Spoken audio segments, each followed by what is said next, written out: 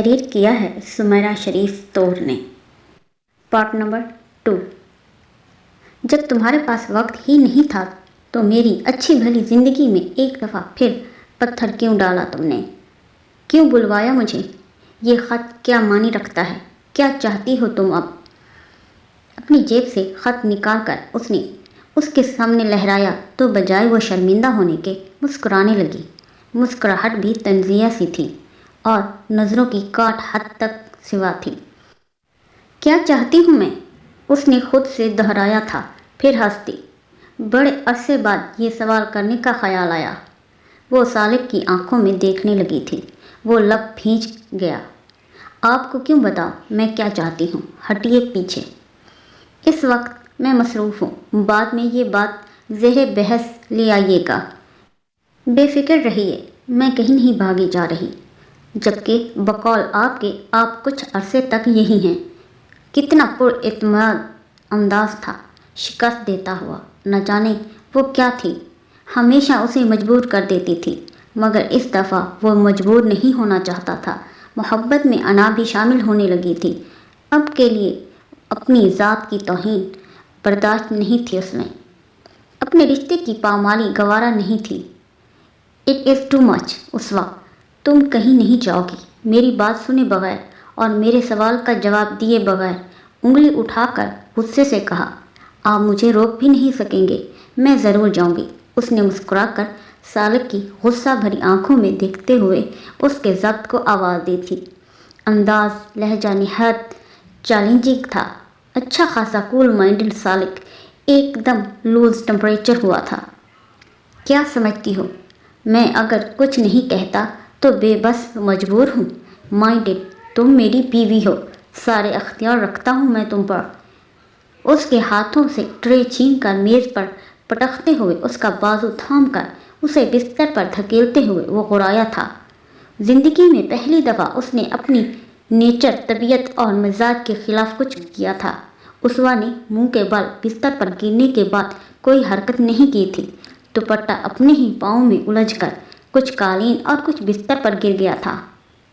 اب مجھے جواب دو، کیوں بلوایا تھا تم نے مجھے؟ کیا ارادے ہیں تمہارے؟ اس کا رخ سیدھا کیا تھا۔ پھولوں سے گندھی دراز کالے بالوں کی چوٹی آگے آ گئی تھی۔ کوہنیوں کے سہارے وہ ابھی بھی بے توازن نیم دراز سی تھی، جبکہ نظریں اب اس سے گریزاں تھیں۔ سالک کی کن پٹیاں جھلسنے لگیں۔ جواب دو سوا، مجھے جواب دو، میں کچھ بکواس کر رہا ہوں؟ آج تو اس کا لب و لہجہ، کیا ہر انداز ہی نرالا تھا۔ اسوا صرف نظر اس پر ڈال کر رہ گئی۔ برسوں کی خواہش آج شاید پوری ہو گئی تھی۔ میں نے خط میں ظاہر کر دیا تھا کہ میں کیا چاہتی ہوں۔ چند ثانیے بعد اس کی مضبوط آواز گونجی تھی۔ سالک صرف دیکھتا رہا۔ دل میں بہت کچھ آن واحد میں ٹوٹ گیا۔ شاید حالات بدل گئے ہوں، شاید اس کی سوچ نے کچھ مثبت رخ اختیار کیا ہو۔ وہ شاید گمانوں میں الجھا نہ جانے کیا کچھ لاشعور میں آ کر اب اسے اکسانے لگی تھی، ذہن پر، دل پر کچوکے لگانے لگی تھی۔ اس کے اندر کے متحمل مزاج کم کو آدمی کو تندر و مشتعل مزاج بنانے لگی تھی۔ وہ کچھ کہتے کہتے رک گیا تھا۔ اسوا اگرچہ اس وقت خود کو مضبوط ظاہر کر رہی تھی، مگر اس کی لمحہ بلمحہ بدلتی کیفیت اسے اندر ہی اندر ہراساں کر رہی تھی۔ تمہاری ہر خواہش پوری کروں گا۔ پہلے تمہیں میرے 8 سالوں کا قرض ادا کرنا ہوگا۔ کہو منظور ہے؟ میں وعدے کا پکا انسان ہوں، جو کہتا ہوں وہ کرتا ہوں۔ کہو سودے بازی کرو گی؟ اپنی محبت کو دل کے کسی کونے میں دفن کرتے ہوئے اپنے مزاج و عادات کے خلاف اس نے اس کا بازو چٹانی گرفت میں لیے پہلی دفعہ استحقاق سے پوری بھرپور انداز میں اسوا کو اپنے حلقے میں مقید کر لیا تھا۔ وہ پھڑ پھڑا کر رہ گئی۔ وہ یہ سب کیوں کر رہا تھا وہ خود بھی نہیں جانتا تھا۔ شاید اس کے لاشعور میں بہت کچھ ٹوٹ گیا تھا۔ اس کا مان، اس کے برسوں سے قائم کیے گئے مفروضے اور محبت کی طاقت، اتنے سالوں کا ضیاع اگرچہ مائنڈ میک اپ کر کے آیا تھا، اپنے دل کو بہلا کر سمجھا کر آیا تھا، مگر اب دل ہر حقیقت ماننے سے انکاری تھا۔ دماغ کے آگے سب دلیلیں بیکار تھیں۔ دل و نگاہ صرف یہ دیکھ رہے تھے کہ یہ لڑکی جو اس کی بیوی ہے، اس کی غیرت و عزت اور انا و مردانگی، عزت نفس اور خودداری پر گہری چوٹ لگانے کا سبب بنی ہے، اس کی محبت کی پامالی کا سبب بنی ہے۔ کیوں مل گیا تمہیں اپنا ہر گوہر مقصود، تمہارا محبوب عالی، جو قسمیں کھاتا تھا کہ وہ تمہیں بہن کے علاوہ کچھ نہیں سمجھتا؟ اب کیسے اس نے تمہیں بہن کے علاوہ کچھ اور بنا لینے کی جرات کر لی ہے؟ بھائی، شوہر ہوں تمہارا، مجھے نہیں بتاؤ گی؟ ہاتھ سے اس کی ٹھوڑی اٹھا کر اوپر کرتے اپنے چہرے کے قریب لے جاتے ہوئے وہ پوچھ رہا تھا۔ پہلے والا سالک کہیں تھا ہی نہیں۔ آنکھوں میں ایک عجیب سا استحضاء تھا۔ اسوا کا وجود کٹنے لگا۔ اس کی بات کا مفہوم وہ بخوبی سمجھ گئی تھی۔ کچھ کہنے کی بجائے وہ اپنے لب کترنے لگی تھی۔ سالک کی سانسوں کی حدت و گرمی اس کا چہرہ سلگائے دے رہی تھی۔ اوپر سے اس کی یہ قربت، اس کے وجود کی سحر انگیزی، دست و نگاہ کی کہر میں لپٹی ہوئی ٹھنڈک اس کے پورے وجود میں ایک پھریری سی دوڑا گئی۔ آپ کو اس سلسلے میں کوئی دلچسپی نہیں ہونی چاہیے، آپ اپنے وعدے کا سوچیں۔ اس کا لہجہ زہر خند ہو گیا تھا۔ کیوں دلچسپی نہیں ہونی چاہیے اسوا بیگم؟ تمہیں اتنا یقین و اعتماد کیوں ہے کہ میں اپنے وعدے کو ایفا کرنے کی اتنی دور سے آیا ہوں؟ ہیں بولو، تمہاری اتنی خوش فہمی کس سلسلے سے ہے کہ میں اپنا کوئی حق استعمال نہیں کروں گا؟ مائی ڈیئر وائف، اتنی جلدی تو ہم بھی رہائی نہیں دیں گے۔ یہ لب و لہجہ اس کی عادت نہیں تھا۔ وہ ہر لفظ اپنے مزاج کے خلاف بول رہا تھا، ہر حرکت اس کی طبیعت کے متضاد تھی۔ اسوا صرف دیکھ کر رہ گئی۔ نہ جانے دل کو خوشی ہوئی تھی کہ کیا ہوا تھا۔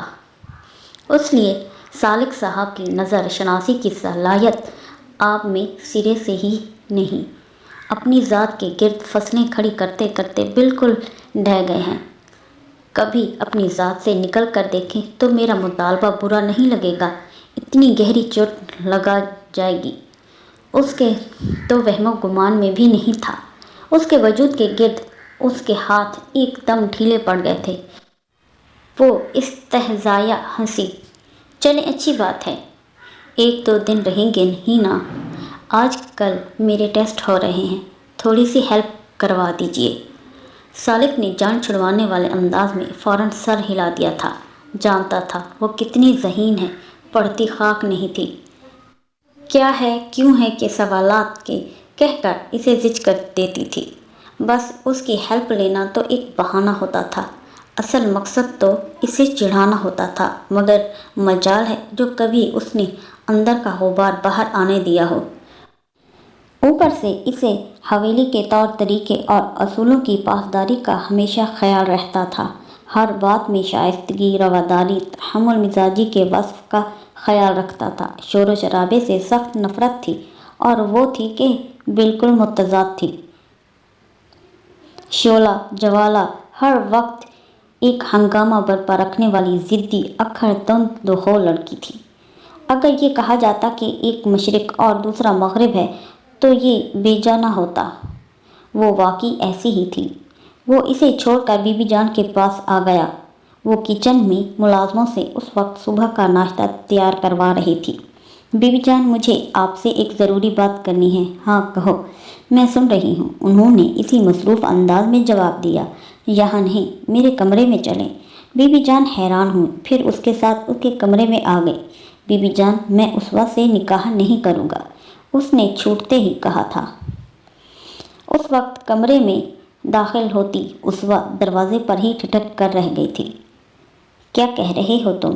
بی بی جان حیران تھی۔ اتنا مؤدب بیٹا انکار کیسے کر سکتا ہے؟ بی بی جان، ہم بالکل مختلف ہیں، ہمارے عادات و اطوار، مزاج، سوچ ہر لحاظ سے مختلف ہے۔ آپ بابا جانی کو سمجھائیے، وہ مجھ سے میچ نہیں کرتی۔ ایک کزن کی حیثیت سے میں اسے قبول تو کر سکتا ہوں، مگر بیوی کی حیثیت سے قطعی نہیں۔ उलझा हुआ दो टोक अंदाज था। बीबी जान हैरान हुई। इन्हें इस इनकार की उम्मीद नहीं थी। मगर हम सब कुछ तय कर चुके हैं। परसों तुम्हारा निकाह है। अभी उस वक्त को इस मामले की खबर नहीं की गई, मगर तुम्हारे बाबा जानी ज़बान दे चुके हैं और तुम जानते हो इन्हें अपनी ज़बान का कितना पास होता है। बीबी जान ने कुछ गुस्से से कहा था। वो बेचारगी से देखने लगा। ज़बरदस्ती तो नहीं बीबी जान, बस मुझे उसवा पसंद नहीं। उसवा धक सी खड़ी रह गई थी। तो फिर कौन पसंद है?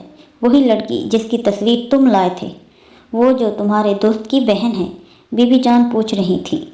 और उस वक्त उल्टे कदमों वापस मुड़ गई थी। अब मज़ीद सुनना इसकी बर्दाश्त से बाहर था।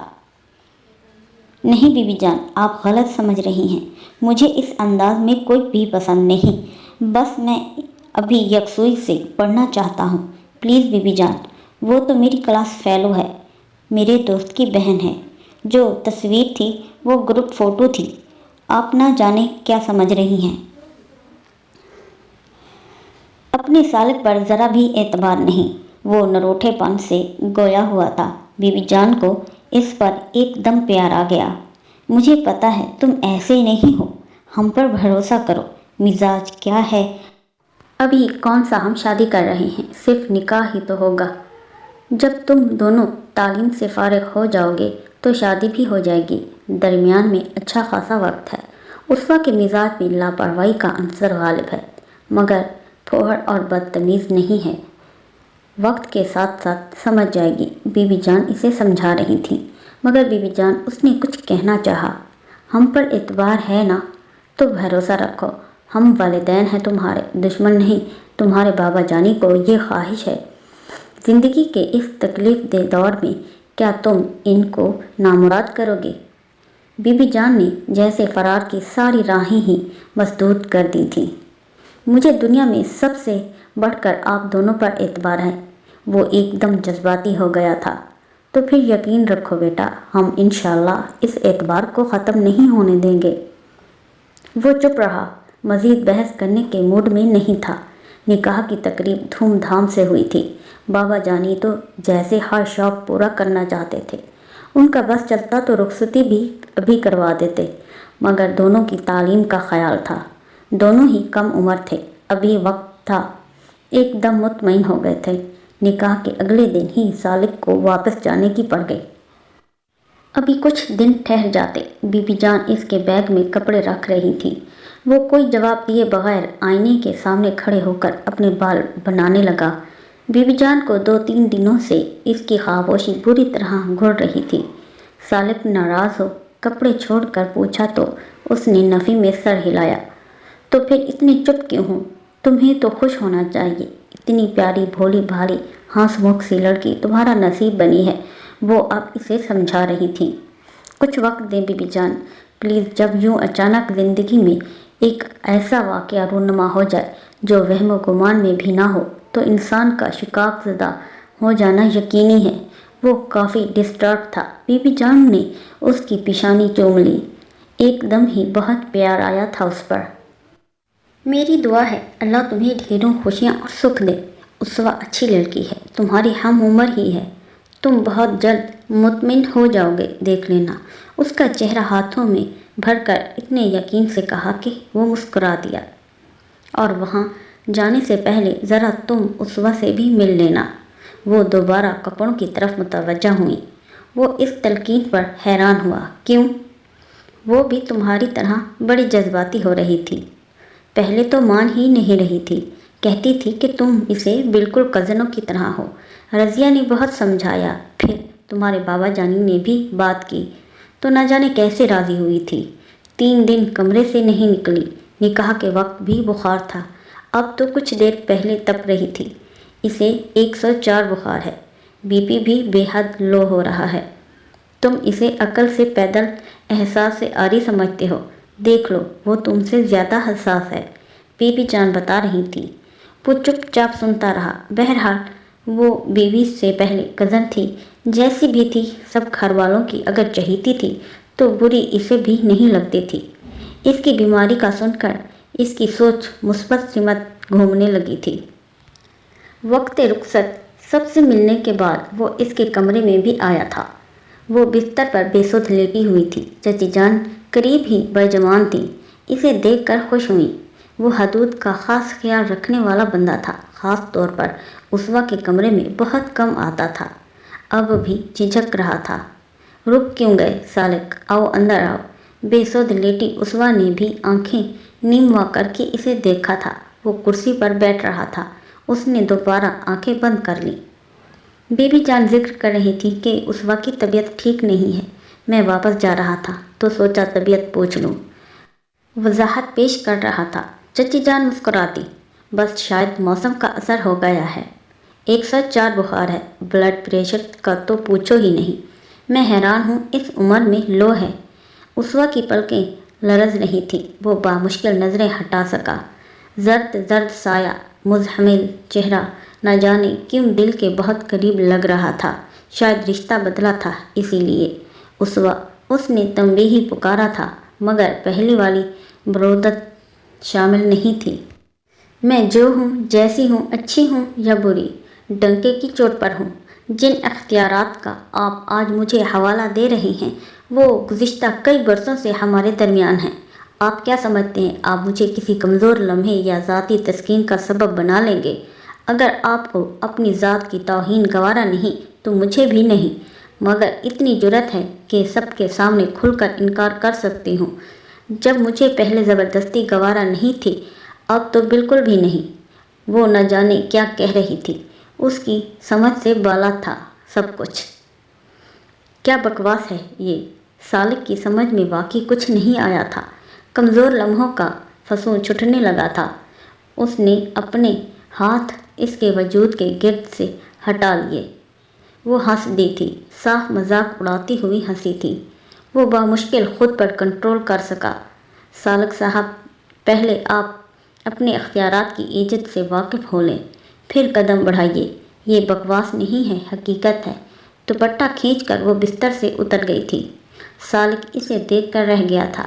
اسوا نے آگے بڑھ کر ٹیبل سے دوبارہ ٹرے اٹھا لی۔ اپنے حقوق کی دھمکی اچھی لگی، مگر ہر انسان میری جیسی نیچر کا حامل نہیں ہوتا۔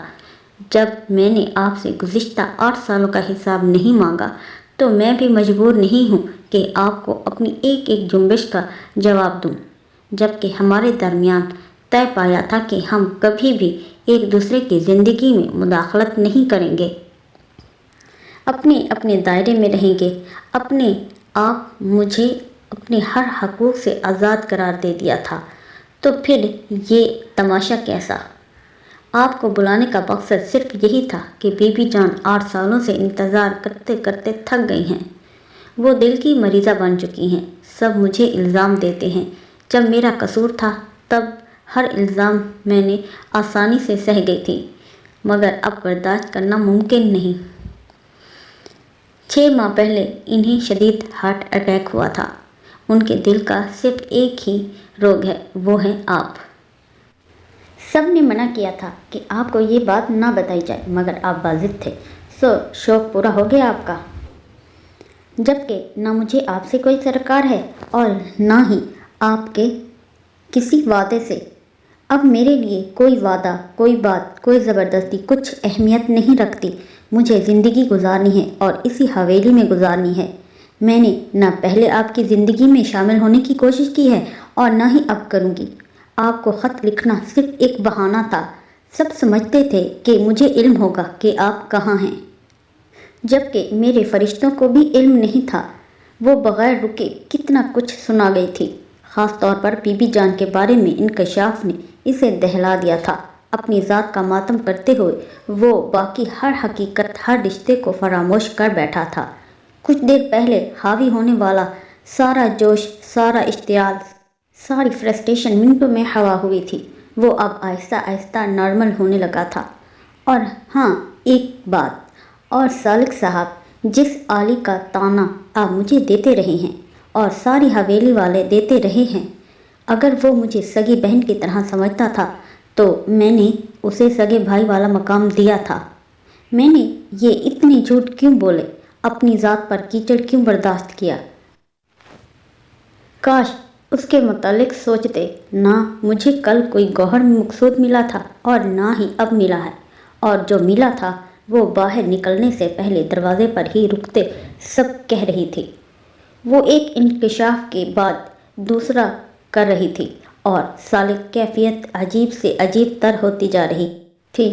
خیر، میں آپ کو یہ سب کیوں بتا رہی ہوں؟ شاید اس لیے کہ آپ نے کچھ دیر پہلے پوچھا تھا کہ میں کیا چاہتی ہوں۔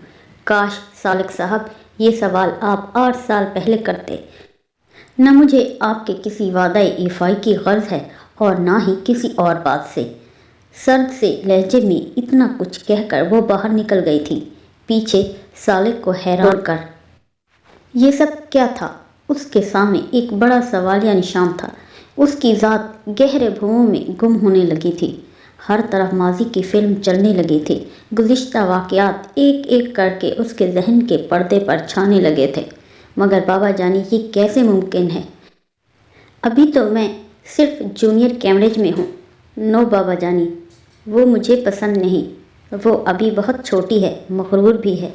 کل ہی لوٹا تھا جب آج صبح ہی بابا نے اسے اپنے روبرو طلب کر کے ایک خواہش ظاہر کی تھی۔ وہ ایک دم ہتھے سے ہی اکھڑ گیا تھا، مگر زبان دے چکے ہیں۔ شروع سے ہی ہماری یہی خواہش تھی۔ اسوا بہت اچھی بچی ہے، بس عمر ہی ایسی ہے، کچھ شرارتی سی ہے، پھر وہ سارے گھر کی لاڈلی بھی تو ہے، سو کچھ ضدی اور اکھڑ مزاج ہے، مگر بدتمیز ہرگز نہیں۔ میں نے بہت سوچ سمجھ کر فیصلہ کیا ہے۔ اگر تمہیں اس کے چھوٹے اور مغرور ہونے پر اعتراض ہے تو وقت کے ساتھ ساتھ وہ سمجھ جائے گی، ابھی بچی ہے۔ کون سا، ابھی ہم تم دونوں کی شادی کر رہے ہیں۔ بس ایک خواہش ہے، زندگی کا کچھ بھروسہ نہیں، میں مرنے سے پہلے تمہاری دلہن دیکھنا چاہتا ہوں۔ بابا آخر میں جذباتی ہو گئے تھے۔ اعتراض تو اس کے پاس بہت سے تھے، مگر بابا کے سامنے وہ چپ ہو گیا تھا۔ اس کی زندگی کا ہر فیصلہ بابا جانی نے ہی تو کیا تھا، پہلے بھی اور اب بھی۔ بچپن سے لے کر اس عمر تک اسے بابا جانی سے خاص انسیت تھی، اس لیے ان کا ہر کہا ہر لفظ آخر ہوتا تھا۔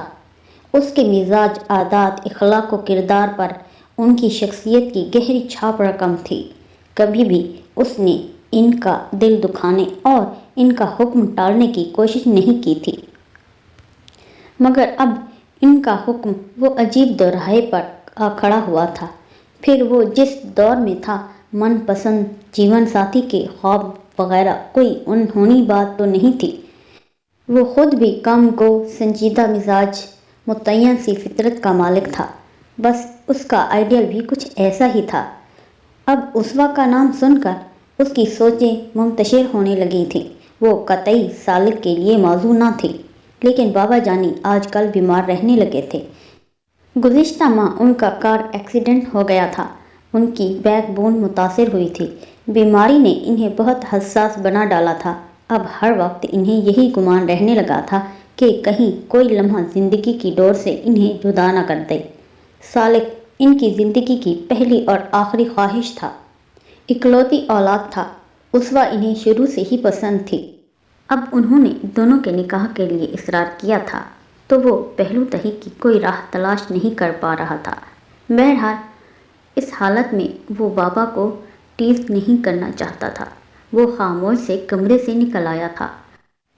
بابا کے کمرے سے نکل کر ابھی وہ کاریڈور کراس بھی نہیں کر پایا تھا کہ سامنے ہی وہ آ کھڑی ہوئی، جس کے نام کی کڑواہٹ اس کی زندگی میں گھلنے والی تھی۔ Hello cousin.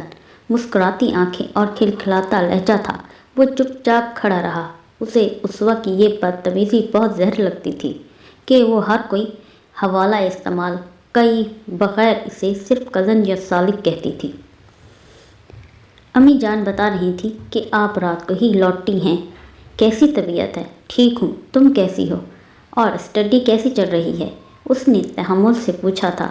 بالکل A1، اور اسٹڈی کا پوچھیے ہی مت، وہ چل ہی نہیں رہی، دوڑ رہی ہے۔ ہمیشہ کی طرح ٹاپ آف دی لسٹ میں رہوں گی۔ پر اعتماد لہجہ، بے پرواہ بے فکر انداز تھا۔ اپنی جسامت کی وجہ سے اپنی باتوں کے برعکس وہ بہت کم عمر بلکہ کم سن بچی ہی لگتی تھی، جبکہ دونوں میں صرف سال 1.5 سال کا فرق تھا، مگر اس کی نظر میں وہ بچی ہی تھی۔ آپ کو تو آنا ہی نہیں تھا، اگلے ماہ آپ کے امتحان ہونے والے ہیں، پھر اب کیسے آئے؟ وہ آگے بڑھا تو پوچھنے لگی، بلا کی بات ہونی تھی، مجال ہے کسی کو چپ رہنے دے۔ بابا نے فون کر کے بلوایا تھا، وہ بھی ساتھ ہی چل رہی تھی۔ ایک دو دفعہ اس کا کندھا سالک کے کندھے سے مس ہوا تھا۔ وہ شعوری طور پر 2 قدم مزید آگے بڑھ گیا تھا، کیونکہ سادہ سا انداز تھا۔ وہ چڑھ گیا مگر ظاہر نہ ہونے دیا۔ بس ملنا چاہتے تھے، مختصر بتایا۔ اتنی جلدی؟ ابھی 15 دن پہلے ہی تو مل کر گئے تھے، وہ حیرت سے کہہ رہی تھی۔ وہ بات کی کھال نکالنے میں ماہر تھی۔ وہ چپ ہی رہا۔ اسے نہیں علم کہ اسوا کبھی بیمار بھی ہوئی ہو۔ پہلی دفعہ اسے بخار نے آ لیا تھا۔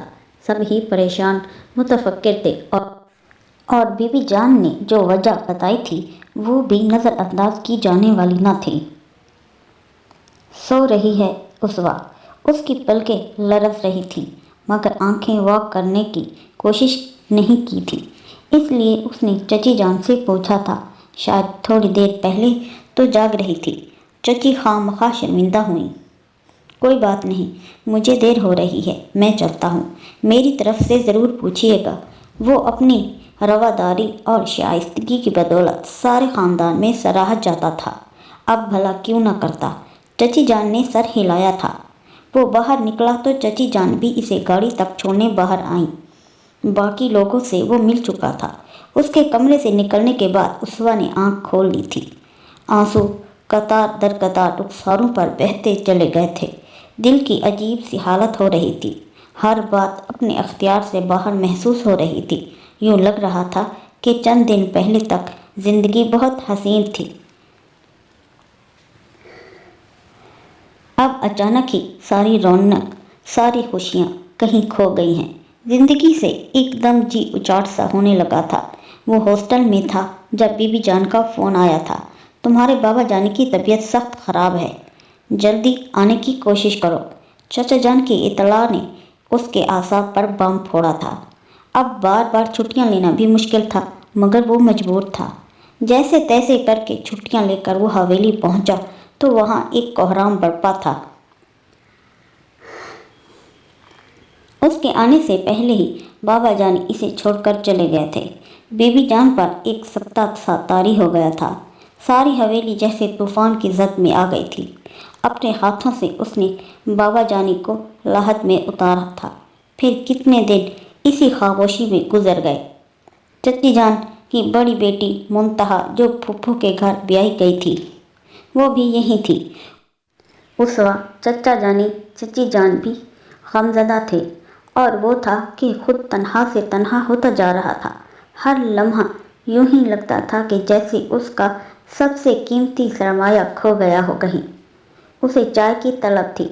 سراج بابا کو کہہ کر وہ صوفے پر آ بیٹھا۔ ابھی اسے چند پل ہی گزرے تھے کہ جب اسوا بھی ادھر آ گئی تھی۔ نہ جانے کیا بات تھی، چہرہ آنسوؤں سے تر تھا۔ وہ ادھر ادھر دیکھے بغیر کونے میں کشن پر جا بیٹھی تھی، گھٹنوں میں سر دیے وہ نہ جانے کس کا غم منا رہی تھی۔ نکاح کے بعد وہ اسے دوسری دفعہ دیکھ رہا تھا۔ بہت کم وہ اس کے سامنے آئی تھی، پہلے والی کوئی بات ہی نہیں رہی تھی اس میں۔ اوپر سے بابا جانی کا دکھ۔ اسے علم تھا وہ بابا جانی سے بہت پیار کرتی تھی، چچا جانی سے بھی بڑھ کر، اور بابا بھی تو اس پر جان دیتے تھے۔ وہ اٹھ کر اس کے قریب آ گیا۔ نہ جانے کیوں اس کا رونا دل کو مضطرب کیے دے رہا تھا۔ اسوا، اس کی پکار پر اس نے ایک دم سر اٹھا کر اسے دیکھا، پھر اپنے دوپٹے سے چہرہ خشک کر لیا۔ کیا بات ہے، کیوں رو رہی ہو؟ اس کا لہجہ بہت نرم اور محبت لیے ہوا تھا۔ نہیں، کوئی بات نہیں۔ وہ اٹھ کھڑی ہوئی تھی، پیچھے کی طرف قدم بڑھانے وہ کچھ فاصلے پر ہوگی۔ ایم سوری، میں نے آپ کو ڈسٹرب کیا، مجھے نہیں علم تھا کہ آپ یہاں ہیں۔ نہ جانے اس کے لہجے میں یکساں تھا طنز، تحقیر، بے بسی یا غم کی کیفیت۔ وہ ٹھٹکے بغیر نہ رہا تھا۔ وہ رخ بدل گئی تھی، پھر تیز تیز قدم اٹھاتی کمرے سے نکل گئی تھی۔ تم کیا جانو، ڈسٹرب تو میں واقعی ہو گیا ہوں۔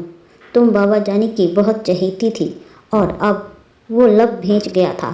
نظریں دروازے پر جمائے رکھی تھی، حتیٰ کہ سراج بابا چائے لے کر آ گئے تھے۔ زندگی گزارنے لگی تھی۔ اسوا کے لیے اس کی محبت دن بدن بڑھتی جا رہی تھی، مگر وہ بہت حدود کا خیال رکھتا تھا۔ کبھی آگے بڑھ کر اسوا کی خیریت دریافت نہیں کی تھی، کبھی اس کی زندگی میں مداخلت کرنے کی کوشش نہیں کی تھی۔ وہ دستور والا بندہ تھا، اس کی تربیت انہی خطوط پر تھی۔ وہ ہر رشتے کو عزت و احترام دیتا تھا، پھر محبت کرتا تھا۔ وہ نہیں جانتا تھا کہ اسوا کے دل میں اس کے لیے کیا احساسات ہیں، بس وہ اس سے محبت کرنے لگا تھا۔ نکاح کے بول دلوں میں انسیت پیدا کرتے ہیں، سو اس کا دل بھی اسوا کے نام پر دھڑکنے لگا تھا۔ وہ اس کی تھی، اس کے نکاح میں تھی۔ جانتا تھا وہ جب چاہے رخصتی کروا لے گا۔ اس سے پہلے وہ تعلیم حاصل کرنا چاہتا تھا۔ شروع میں اسوا اس سے کتراتی رہی تھی، مگر پھر رفتہ رفتہ جیسے اس نے بھی اس تعلق کو قبول کر لیا تھا، وہ پہلے کی ہی طرح ہو گئی تھی۔ شوخ و چنچل، اکھڑی، ضدی، بلکہ اب تو اس کے اندر کچھ اور بھی وصف پیدا ہو گئے تھے۔ طنز و استہزاء، اور اس کا سامنا ہوتا تو ہر بات طنز سے شروع ہو کر طنز پر ختم ہوتی تھی۔ کبھی وہ حیران ہوتا اور کبھی چڑ جاتا، مگر کبھی منفی انداز میں نہیں سوچتا تھا۔ ہاں، اسے اس کے مزاج کی لاپرواہی اور ضدی اکھڑی طبیعت سخت ناپسند تھی۔ اس کی خواہش تھی کہ رخصتی سے پہلے وہ اپنے آپ کو چینج کر لے، اسی لیے دبے دبے لفظوں میں اکثر بی بی جان، چچی جان اور منتہا سے بھی کہہ چکا تھا۔ وہ سب اسے سمجھاتی تھی، مگر وہ بھی نہ جانے کس مٹی کی بنی ہوئی تھی کہ پہلے سے زیادہ خودسر بنتی جا رہی تھی۔ خود سے وہ کچھ کہنا مناسب نہیں سمجھتا تھا، اور اسوا کو جیسے اس کی پرواہ ہی نہیں تھی۔ وہ ایسا کیوں کر رہی تھی، وہ سمجھنے سے قاصر تھا۔ اور پھر وقت کچھ اور گزرا تھا۔ ایف اے کے بعد اسوا نے ساری حویلی والوں کو ضد کر رکھا تھا۔ ایف اے میں اس کی فرسٹ پوزیشن آئی تھی۔ اس نے پھر ٹاپ کیا تھا، اسی لیے وہ بضد تھی کہ لاہور جا کر ہاسٹل میں رہ کر مزید تعلیم حاصل کرے گی۔ قریبی کالج صرف ایف اے تک تھا، جبکہ اس کے خاندان میں پرائیویٹ اعلیٰ سطح پر تعلیم حاصل کرنے پر کوئی پابندی نہیں تھی، مگر عورت ذات کا ہاسٹل میں جا کر پڑھنا سخت معیوب سمجھا جاتا تھا۔ ان دنوں وہ اعلیٰ تعلیم کے لیے باہر جانے کی تگودو میں تھا، کاغذات بنوا رہا تھا۔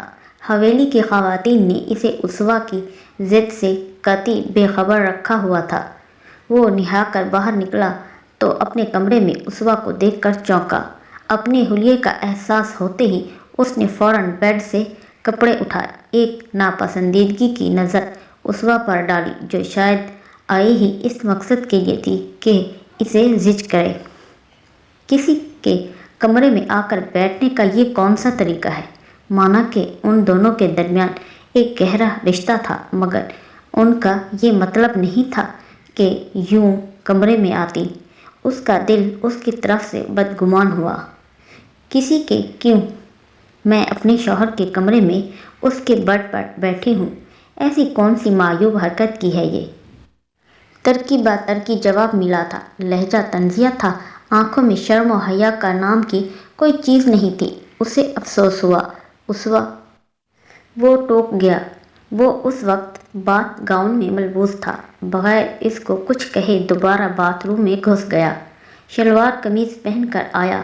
وہ اسی طرح ریلیکس موڈ میں بیڈ کے کراؤن سے ٹیک لگائے اس کی منتظر تھی۔ مجھے آپ سے بات کرنی ہے، حاکمانہ انداز تھا۔ سالک چپ رہا، ٹاول سے بال خشک کرتے اسے صرف دیکھا۔ یہ لڑکی سدھرنے کی بجائے دن بدن بگڑتی جا رہی ہے، یہ سالک کی ذاتی رائے تھی۔ میں مزید پڑھنا چاہتی ہوں، لاہور جا کر ہاسٹل میں رہ کر۔ وہ حیران ہو کر دیکھنے لگا۔ پڑھنے پر نہیں، لاہور جا کر ہاسٹل میں رہ کر پڑھنے پر ہوا تھا۔ وہ جانتا تھا کہ اس وقت اگر کمرے میں آئی ہے تو کوئی چھوٹی بات نہیں ہوگی۔ ایک گہری سانس لی۔ تم مجھے اطلاع دے رہی ہو کہ اجازت مانگ رہی ہو۔ ٹاول ایک طرف پھینک کر وہ اس کے سامنے آ کھڑا ہوا۔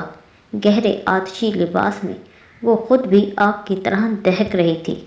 سالک کی آنکھوں میں رنگ سے اترنے لگے، مگر اس کے اگلے الفاظ سن کر اس کا دماغ بھگ سے اڑ گیا۔ دونوں ہی نہیں، صرف یہ پوچھنے آئی ہوں کہ اس حویلی کے مرد جب ہر عیاشی افورڈ کر سکتے ہیں، خود باہر جا کر پڑھتے ہیں، تو پھر اس حویلی کی عورتوں پر پابندی کیوں؟ وہ سوالیہ نشان بنی جواب کی منتظر تھی۔ سالک بڑی مشکل سے اپنے اندر اٹھتے اشتعال کے لاوے پر قابو پا سکا تھا، خاص طور پر عیاشی کے لفظ پر دماغ گھوم گیا تھا۔ در پر وہ کیا کہنا چاہ رہی تھی، کسے کہہ رہی تھی، وہ بخوبی سمجھ گیا تھا۔ اسوا حد ہوتی ہے، کچھ کہتے ہوئے لفظوں کے چناؤ کا خیال کیا کرو۔ وہ صرف یہی کہہ سکا تھا۔ ایک دم مشتعل ہو جانا اس کی نیچر نہیں تھی، اب بھی وہ برداشت کر گیا تھا۔ میں اچھی طرح جانتی ہوں کہ میں کیا کہہ رہی ہوں اور کیا لفظ استعمال کر رہی ہوں۔ جب آپ باہر جا کر پڑھ سکتے ہیں اور میں تو صرف اسی ملک میں رہ کر پڑھنا چاہتی ہوں، پھر بابا جانی اور امی جان دونوں مجھ پر پابندی کیوں لگا رہے ہیں، جبکہ سب جانتے ہیں کہ جو ایک دفعہ سوچ لیتی ہوں وہ کرتی بھی ہوں۔ سب میری فطرت سے واقف ہیں۔ اگر مجھے خود اجازت نہیں دیں گے تو میں درمیانی رستہ نکال لوں گی، مگر یوں چھپ کر نہیں پڑھوں گی۔ اور وہ درمیانی رستہ کیا ہو سکتا ہے، وہ بخوبی سمجھ رہا تھا۔ ایسی ضدی ہی تھی، کچھ بھی کر سکتی تھی۔ تو تم مجھ سے کیا چاہتی ہو؟ اس نے آرام سے پوچھا تھا۔ کچھ بھی نہیں، صرف اتنا باور کرانا چاہتی ہوں کہ میں اسوا ہوں، کوئی قیدی یا بے جان وجود نہیں ہوں۔ یہ زندگی میری ہے، اسے میں اپنی مرضی سے گزاروں گی، کسی کی خاطر خود کو نہیں بدل سکتی۔ آپ کو گوارا ہے تو ٹھیک ہے، ورنہ اس ورنہ کے آگے کیا تھا؟ وہ یہ بھی سمجھ گیا تھا۔ دل تو چاہ رہا تھا کہ خوب سنائے، مگر دل کسی کام کا نہیں رہا تھا، جو اسے دیکھتے ہی ہر بات بھول جاتا تھا۔ اگر کچھ یاد رہتا تھا تو وہ اسوا کا نام ہوتا تھا۔ اور ہاں سالک صاحب، میں اپنی ذات میں کسی کی مداخلت برداشت نہیں کرتی۔ آپ پاس چوائس ہے، میں کبھی آپ کی مجبوری نہیں بنوں گی، اور یہی خواہش میری بھی ہے کہ آپ بھی میری راہ میں کبھی حائل نہیں ہوں گے۔ وہ دروازے کے پاس رک کر کہتے اپنی بات کر کے کمرے سے نکل گئی تھی۔ سالک کی ذات زلزلوں کی زد میں چھوڑے۔ وہ جانتا تھا کہ اسوا کے رویوں نے اسے محسوس کروا دیا تھا کہ نکاح کے لفظ ایک کے دل میں ایک جیسے جذبات پیدا کرنے کا سبب نہیں بنتے۔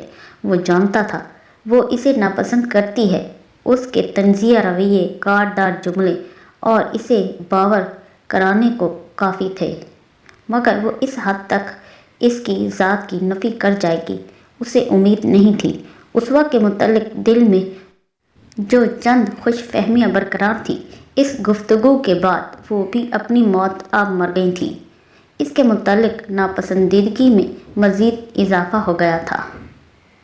سالک نے چچا جان سے بات کی اور انہیں اسوا کے لاہور جا کر پڑھنے پر راضی کر لیا تھا۔ وہ شوہر تھا، اسے کوئی اعتراض نہیں تھا، تو بھلا وہ کیا کہتے؟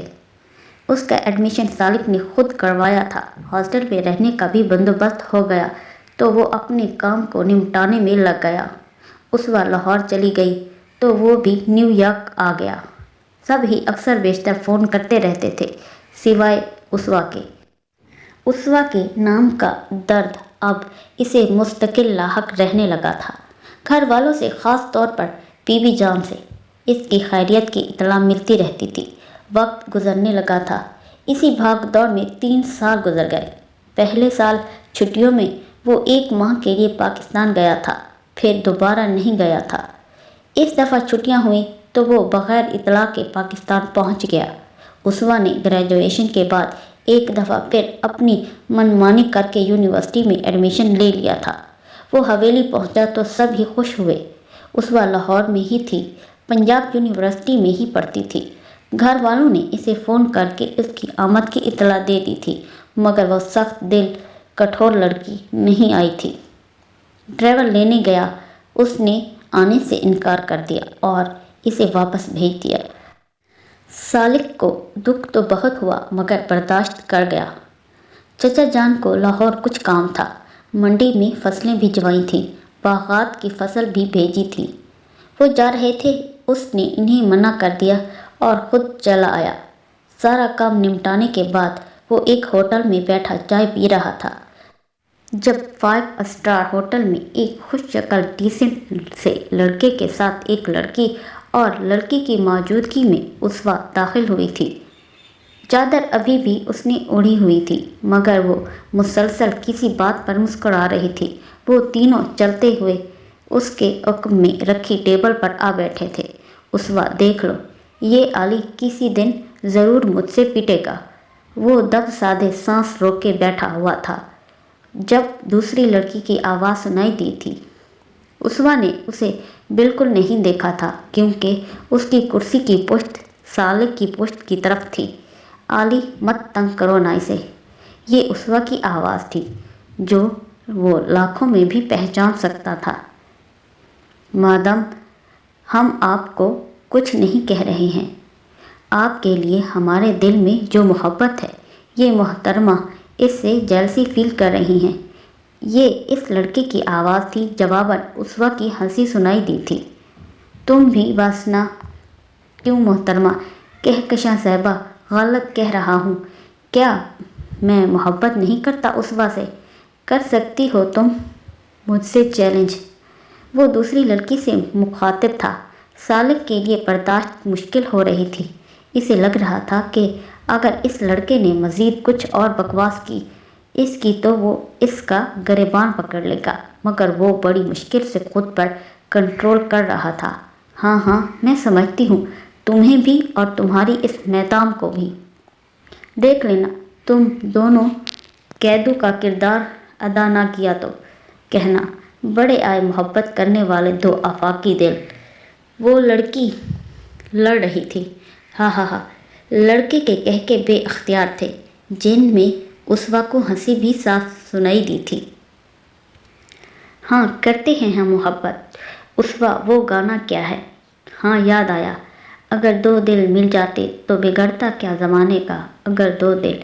सालिक के लिए अब ये सब बर्दाश्त करना मुमकिन नहीं था मगर वो इस वक्त सोचने समझने की सारी सलाहियतें मफकूद होती जा रही थीं। खड़े होकर उसने अपना रुख उस टेबल की तरफ किया था। वेटर जो इस टेबल पर खाना सर्व कर रहा था, जब उसने पुकार लिया था उसकी आवाज़ थी या यूं ही उसवा का पलट कर इसे देखा था। वो आंखों में नफरत ही नफरत लिए देख रहा था, नज़रें घूर रही थी। वेटर फौरन उसकी तरफ आया था।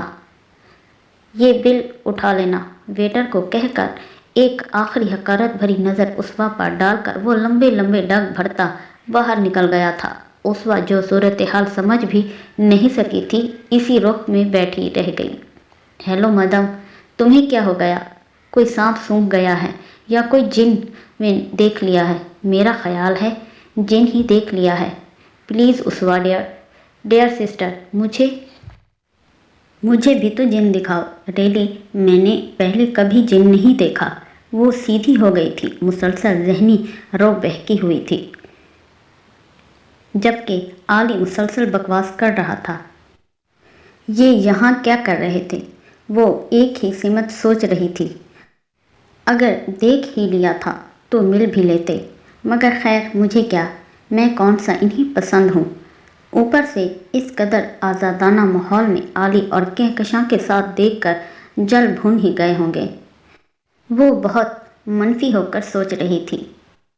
कल से लेकर बाबा जानी के कई फ़ोन आ चुके थे कि वो कब आ रही है। ड्राइवर उन्होंने कल ही भेज दिया था, उसकी अहम असाइनमेंट थी। अगर फिक्र ना होती तो फ़ौरन चली जाती। और असाइनमेंट जिन प्रोफेसर साहब की थी वो तो बेइज्जती करने में माहिर थे। वो सिर्फ असाइनमेंट जमा करवाने को रुकी थी।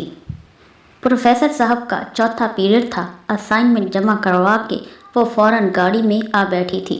वैसे तो एक गाड़ी बमा ड्राइवर हर वक्त उसके साथ होती थी, मगर जब कभी गांव से स्पेशल बुलावा आता था तो वो गाड़ी भी स्पेशल ही होती थी। गांव पहुंची तो बीबी जान और अम्मी जान सब ही खुश हुए, अलबत्ता बाबा सर्द से अंदाज में मिले थे। सालिक कहीं दिखाई ना दिया। सारा दिन सुकून से गुजर गया था, मगर रात बाबा जान ने उसे जो हुक्म सुनाया वो साकित सी रह गई। अब तुम लाहौर नहीं जाओगी, मैंने तुम्हारी रुखसती की तारीख फिक्स कर दी है। सालिक बहुत कम छुट्टियों पर आया है, इसे वापस भी जाना है। मैं अब इस जिम्मेदारी से सबकदोश होना चाहता हूँ। खाने की टेबल पर सब ही थे, सालिक भी था। बड़े सर्द से अंदाज में बैठा हुआ था। इस इंकशाफ पर भी उसने सर नहीं उठाया था। यूँ लग रहा था जैसे वो पहले से बाखबर, जबकि चची जान और बीबी जान दोनों हैरान हुई थीं। मगर बाबा जानी, मेरा लास्ट ईयर है, मैं कैसे छोड़ सकती हूँ? 1 हफ्ते बाद मेरे समर टेस्ट होने वाले हैं। सालिक अब भी चुप था, जैसे चुप शाह का रोज़ा रखा हो। बीबी जान भी कुछ उलझ गई थी। ना कोई मशवरा, ना कोई सलाह, एकदम ये फैसला, ऊपर से सालिक की खामोशी। बस बहुत कर ली पढ़ाई तुमने। मुंतहा को मैंने फ़ोन कर दिया है, वो कल पहुंच जाएगा। आप सब ख़वातीन मिलकर शादी की तैयारी आसानी से कर लीजिएगा। अब उनका इशारा रज़िया और बीबी जान की तरफ था। मगर इतनी जल्दी? अभी सालिक माशाअल्लाह पढ़ रहा है, उसवा भी उलझी हुई है, बाद में सहूलत से काम हो जाएगा, बीबी जान ने कहा था। नहीं भाभी बेगम, जब सहूलत से काम होगा, ये लड़की हमारी इज़्ज़त का बटा लगा चुकी होगी। मैं कुछ नहीं देखूंगा। बहुत कर ली उसने अपनी मनमानी, अब सिर्फ रुखसती होगी। मगर बाबा जान ने कुछ भी ना कहते हुए इसे बीच चौराहे पर ला खड़ा कर दिया था और सालिक, उसकी नज़रें बेअख्तियार उस पर उठ गईं। चंद दिन पहले जो नज़रें दिखाई दी थी, अब भी वही नज़रें थीं। वो तब समझ नहीं सकी थी, मगर अब सालिक की आंखों में वाज़े लिखा शक इसे अपनी मौत आप मार गया था। नहीं बाबा जानी, नहीं, वो अपनी बेगुनाही में कुछ भी नहीं कह सकी थी। इंतहाई बेइतबारी से सबको देखेगी। कैसे यकीन कर ले जो इतने प्यार से रिश्ते थे, जिनके बारे में इसे यकीन था कि वो इस पर उंगली नहीं उठा सकेंगे। वो इसको शक की नज़र से देख रहे थे और ये शक की मार इतनी अजियतनाक थी कि अपना आप जिस्म नीलो नहल होता महसूस हुआ। दिल तो चाह रहा था कि चीख चीख कर कहे वो सबसे कि वो गलत है, इसकी सोचें गलत हैं, वो बिल्कुल बेगुनाह है। वो शख्स जिसे इसके साथ मंसूब किया जा रहा है, वो तो इसे भाइयों की तरह अजीज़ है, मगर वो एक लफ्ज़ भी ज़बान से ना निकाल सकी। सिर्फ नफ़े में सर हिलाती भागते हुए अपने कमरे में जाकर बंद हो गई थी।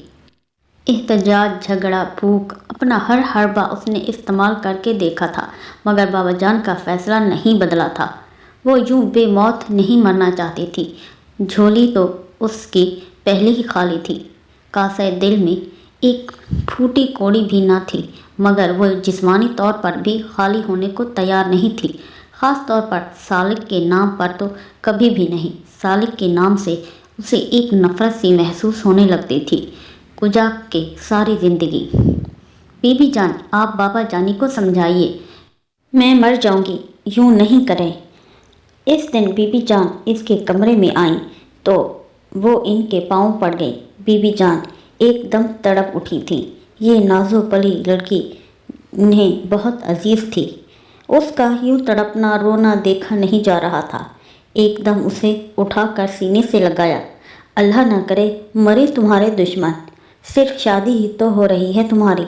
उन्होंने उसके लंबे स्याह बिखरे बालों को के पीछे अड़से हुए थे। बीबी जान, नहीं, मैं मर जाऊंगी, सच्ची मैं मर जाऊंगी। मैंने जैसे तैसे इस निकाह को कबूल कर लिया था, मगर ये शादी, बीबी जान मुझे सिर्फ पढ़ना है। इधर बैठो, ये पानी पियो। उन्होंने बिस्तर पर बिठाया था। पानी पिलाया तो उस वक्त को कुछ सुकून मिला।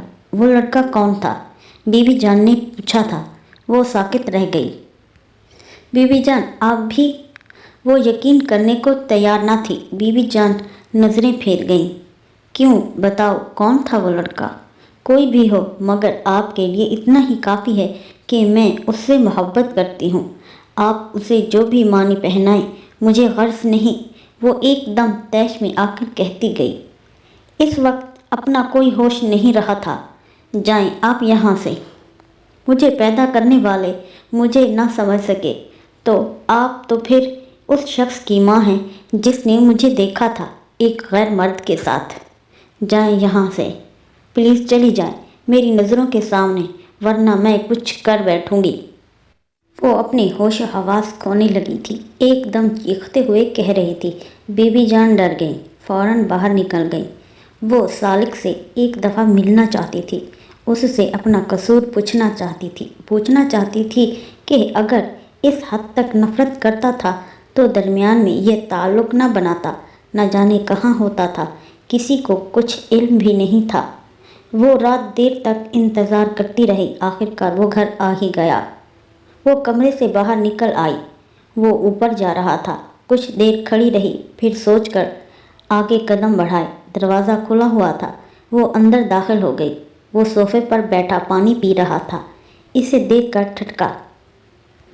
تم اس وقت رات کے 2 بج رہے تھے اور وہ اس کے کمرے میں بلا جھجک آ گئی تھی۔ اب کی دفعہ اسے اس کی یہ حرکت ہمیشہ سے زیادہ بری لگی۔ ہاں میں کوئی وضاحت پیش کرنے نہیں آئی اور نہ ہی تم سے کوئی بھیک مانگنے آئی ہوں، بس اپنا حق مانگتی ہوں۔ مجھے طلاق چاہیے، صرف اور صرف طلاق۔ چٹاخ! اس سے پہلے کہ اس کا لفظ مکمل ہوتا، سالک کا ہاتھ اس کے رخسار پر اپنے نشان چھوڑ گیا تھا۔ وہ نازو پری لڑکی تھی، ذرا سی درد پر ساری رات بے چین رہتی تھی، اب سسک اٹھی۔ بکواس نہیں کرو، میں نے ہمیشہ تمہاری بدتمیزیوں کو نظر انداز کیا ہے، تمہاری ہر بکواس کو چپ ہو کے سنا ہے۔ اب نہیں، وہ پہلی دفعہ اپنے غصے کا اظہار کر رہا تھا۔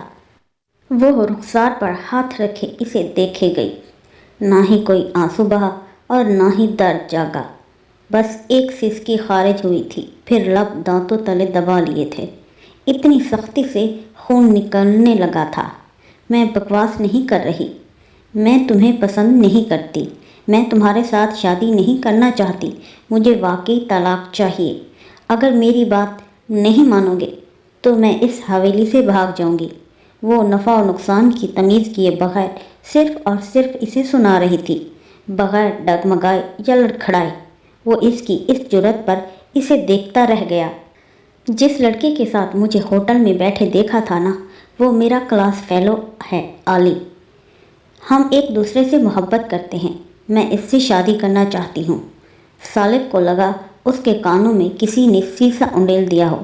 بے غیرتی کی انتہا تھی یا برداشت کی کہ سب کچھ سن کر بھی وہ اپنے اٹھے ہاتھ کو پہلو میں ہی گرا گیا۔ دفع ہو جاؤ میرے کمرے سے، پلیز گیٹ لاسٹ! وہ حلق کے بل چیخا تھا۔ وہ پرسکون کھڑی رہی، وہ ضبط کرتے نڈھال ہونے لگا۔ پلیز اسوا جاؤ یہاں سے، پلیز جاؤ، میں تمہاری کوئی بات نہیں مان سکتا۔ اگر میں نے ایسا کیا تو وہ ہوگا کہ میں اپنے آپ کو ختم کر لوں۔ تمہارے مر جانے سے مجھے کیا فائدہ ہوگا؟ وہ ظالم تھی یا احساس سے عاری وجود؟ سالک دیکھے گیا۔ اسے دھمکی نہ سمجھنا، تم نے اگر مجھے طلاق نہ دی تو میں چلی جاؤں گی کہیں بھی، مگر تمہاری خلوت گاہ کی زینت بن کے تمہاری کسی انتقامی حس کی تسکین کا باعث نہیں بنوں گی۔ تم مجھے زبردستی اپنے ساتھ نہیں رکھ سکتے۔ نفرت و حقارت سے کہہ کر اسے دیکھتے وہ کمرے سے نکل گئی تھی۔ سالک بیڈ پر گر گیا۔ سالک، یہ سب کیا ہو رہا ہے؟ بی بی جان بہت پریشان سی تھی۔ وہ مسکرایا، صرف خالی خولی ہنسی تھی، بھرم کھوتی ہوئی۔ اب شاید ساری عمر یہی ہنسی رہنی تھی۔ اسوا مر جائے گی، تم اگر اس کی حالت دیکھو تو پریشان ہو جاؤ۔ 5 دن سے وہ کمرے میں بند ہے، نہ کسی سے بولتی ہے اور نہ کسی سے بات کرتی ہے، اب تو روتی بھی نہیں۔ بی بی جان رونے لگی تھی۔ بی بی، وہ کہتی ہے اسے طلاق چاہیے، وہ شادی کرنا نہیں چاہتی، اسی لڑکے سے کرنا چاہتی تھی جس سے وہ محبت کرتی ہے۔ وہ سر جھکائے بتا گیا، बीबी जान ने सीने पर हाथ रख लिया। आपने कहा था ना बीबी जान, वो सुधर जाएगी, मगर वो नहीं सुधरी। मेरी जिंदगी को अपने नाम का रोग लगा गई है। मैं किसी से कुछ नहीं कह सकता, मैं तो बस इसे खोना नहीं चाहता था। चाचा जान से फौरन रुखसती की बात की थी। क्या इल्म था कि वो मुझसे हकीकत उगलवा लेंगे। बीबी जान, अब सबको रोकना नामुमकिन है। ये चाचा जान की जिद बन गई है। उसका कोई हल भी है। कितने खामोश पल सिरक गए थे। तब बीबी जान ने लब कुशाई की थी। हाँ है, अगर उसवा थोड़ी देर इंतज़ार कर ले, मैं इसे तलाक दे दूँगा अगर वो मान जाए, वरना चाचा जान इसे मार देंगे, मगर शादी मुलतवी नहीं करेंगे। बाद में वो सिर्फ मेरी जिम्मेदारी होगी। मैं मामला हैंडल कर लूँगा, वो सोच सोच कर कह रहा था। बीबी जान फूट फूट कर रोने लगी। वो खामोशी से कमरे से निकल गया। फिर सब कुछ बहुत आनन फानन हुआ था। बीबी जान ने बड़ी मुश्किलों से उसवा को राज़ी किया था। मिन्नतों से, खुशामद से, मान से, धमकी से, मोहब्बत से, आखिरकार वो हार ही गई थी। रुखसती पर आमादा हो गई थी, सिर्फ इस वादे पर कि वो जो चाहेगी वो ही करेगी, किसी की बात नहीं मानेगी। और बीबी जान ने इसकी बात मान ली थी। सालिक को भी समझा रही थी। अब इसे भला क्या चाह रही थी जिंदगी से, उसवा से। वो हुजला और उसी में पहुंचा तो वो सर तक चादर ताने सो चुकी थी या सोने का मुजाहरा कर रही थी। वो जान नहीं सका। वो इस लड़की को कभी भी नहीं समझ सका। दिल तो अपना भी खाली हो चुका था। वो दिल जहाँ उसकी मोहब्बत से हर सू रोशन रोशन था, अब वहाँ वीराने ने डेरा जमा रखा था। कोई हसरत, कोई ख्वाब, कोई ख्वाहिश नहीं थी। इसकी गैरत मर्दाना अना बुरी तरह पामाल की गई थी। अगर बीबी का एहसास ना होता तो वो वाकई इसे अब तक अपनी ज़िंदगी से अलहदा कर चुका होता। वो सब कुछ यूं करना चाहता था कि इस लड़की को मुआशरा रद्द ना कर दे। एक नज़र उसवा के सोए हुए वजूद पर डालकर वो बाथरूम में घुस गया था। मैं सालिक अनीसुज़्ज़मा हूँ, उसवा कमर ज़मा का शौहर। वो इस खूबरू डिसेंट से खूबरू नौजवान के साथ खड़ा था। ओह, आप उसवा के शौहर हैं, रियली बहुत खुशी हुई आपसे मिलकर। बैठे, मैं आली हूँ। वो आ क्यों नहीं रही? मेरे पास उसका कोई कांटेक्ट नंबर नहीं था, वरना अब तक ज़रूर आ चुका होता आपके गांव। वो बातूनी था। सालिक कुर्सी पर बैठ गया। वो यूनिवर्सिटी आया था। लोगों से पूछते वो बामुश्किल इस तक पहुंचा था। उसकी शादी हो गई थी, इसलिए ना आ सकी। उसने बताया, मगर आली के रवैये पर उलझ गया। ओह रियली, बहुत मुबारक हो। वैसे बड़ी बेमुरवत है आपकी मिसेस, डोंट माइंड इट, क्योंकि उसने हमसे वादा किया था कि किसी को बुलाए ना बुलाए, अपनी शादी में मुझे और कहकशां को ज़रूर बुलाएगी। बड़ा भाई भाई कहती है, जाकर भूल ही गई कि यहाँ कोई भाई भी है जो इसकी फ़िक्र में दुबला पतला हो रहा है। उसके अल्फाज सालिक को हैरान किए दे रहे थे। इसके अपने शकूक अलहदा उसका मुंह चिढ़ा रहे थे, और उसवा ने जो कहा था वो साकित सा देखे गया। क्या वो सब झूठ था? वैसे आपको उसने सिफारिश के लिए भेजा होगा, मगर जाकर बता दीजिएगा मदाम को कि मैं और कहकशां इसे इस बेईमानी पर, बल्कि बेवफाई पर कभी माफ़ नहीं करेंगे। वो कह रहा था। सालिक अपनी ही नज़रों में गिरता जा रहा था। बड़ी उनसियत है आप दोनों में। उसवा बहुत जिक्र करती है आपका। कुछ तो कहना था उसे। अब कैसे बताता कि उसे किन हवालों से याद करती है। लहजे में कितनी नफ़रत होती है। जी हाँ, आला किस्म की मोहब्बत है हमें। सारी यूनिवर्सिटी वाले जलते थे हम दोनों से। दरअसल उसवा का कोई भाई नहीं और मेरे कोई बहन नहीं। एक थी, इसका नाम भी उसवा था, मगर बचपन में ही इंतकाल कर गई थी। मुझे बड़ी हसरत थी किसी बहन की। उसवा को देखा तो यूं लगा मुझे अपनी उसवा जैसे मेरी बहन मिल गई हो। मैंने ही दोस्ती के लिए हाथ बढ़ाया था, वरना उसने कभी यूनिवर्सिटी में किसी लड़के से बात तक नहीं की। सब लड़के जलते थे मेरी और उसकी दोस्ती से, बल्कि बाज़ लोग तो इसे गलत नज़रों से भी देखते थे। مگر ہمارے دلوں میں کوئی کھوٹ نہیں، یہ ہم جانتے ہیں یا ہمارا اللہ۔ وہ اور بھی نہ جانے کیا کیا کہہ رہا تھا۔ اسوا تو مجھے بالکل سگی بہن کی طرح عزیز ہے۔ اس کی شادی پہ نہ آ سکا اور اس بے وفا نے بھی نہیں بلایا، ساری عمر ناراض رہوں گا اس سے۔ سالک چونکا، احساس زیاں تھا کہ بڑھتا ہی جا رہا تھا۔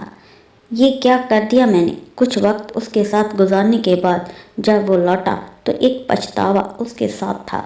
وہ تو آج اسوا کی خاطر اس عالی سے ملنے آیا تھا، اس لیے کہ وہ دونوں کے درمیان سے نکلنا چاہتا تھا بڑی خاموشی کے ساتھ، مگر اس سے پہلے وہ دونوں کی طرف کے راستے صاف کرنا چاہتا تھا۔ لیکن قسمت، اس کی چھٹیاں ختم ہونے والی تھیں۔ وہ واپس جا رہا تھا۔ پچھلے دنوں گھر میں جو خرابی پڑی رہی تھی، اس کی بدولت اس کا یوں جانا سب کو ہی غمزدہ کر رہا تھا۔ اسوا کو کوئی فرق نہیں پڑتا تھا، نہ ہی اس کے یہاں رہنے سے اور نہ ہی کہیں چلے جانے سے۔ وہ بس اپنا نام اس کے نام سے علیحدہ کرنا چاہتی تھی۔ اس کی صرف ایک ہی خواہش تھی کہ وہ اسے طلاق دے دے۔ اٹھتے بیٹھتے، چلتے پھرتے، طنز پہ طنز کرتے، استہزاء اڑاتے، اس نے نہ صرف خود کو اذیت میں مبتلا کر رکھا تھا بلکہ ساری حویلی والے سخت پریشان تھے۔ اس کی طلاق والی ضد بی بی جان اور سالک کے درمیان سے نکل کر باقی سب کے درمیان بھی موضوع گفتگو بن گئی تھی۔ اسوا کو پرواہ نہیں تھی کہ کوئی اس کے متعلق کیا کہتا ہے، بس اسے صرف ایک ہی دکھ مارے جا رہا تھا کہ سب نے اس کے کردار پر شک کیا تھا، بغیر اسے کوئی صفائی کا موقع دیے اسے قربان گاہ کی طرف دھکیل دیا گیا تھا۔ وہ ڈھلتی دوپہر کے قریب حویلی کے وسیع لان میں بائیں طرف صوفہ نما پتھر سے بنی بینچ پر ٹانگیں اوپر کیے کتنی دیر سے بیٹھی تھی۔ سردیوں کی یہ دھوپ جسم کو بہت بھلی لگ رہی تھی۔ دنیا جہاں سے بے خبر اپنے اندر اٹھنے والے طوفان سے نبرد آزما تھی، جو ہر وقت اسے یہی اکساتا رہتا تھا کہ وہ یہاں سے کہیں بھاگ جائے گی یا کسی ایسے کونے میں جا چھپے جہاں کوئی انسان نہ ہو، کوئی غلط نظر نہ ہو، سالک نہ ہو۔ سالک اپنے کمرے کی کھڑکی سے نیچے اسے صحن میں بینچ پر بیٹھے کتنی دیر سے دیکھ رہا تھا۔ لمبے بال ارد گرد بکھرے ہوئے تھے، فیروزی سادہ کاٹن کے سوٹ میں چہرے پر حزن و ملال کی کیفیت لیے وہ عجب سوگوار سی کیفیت میں بیٹھی ہوئی تھی۔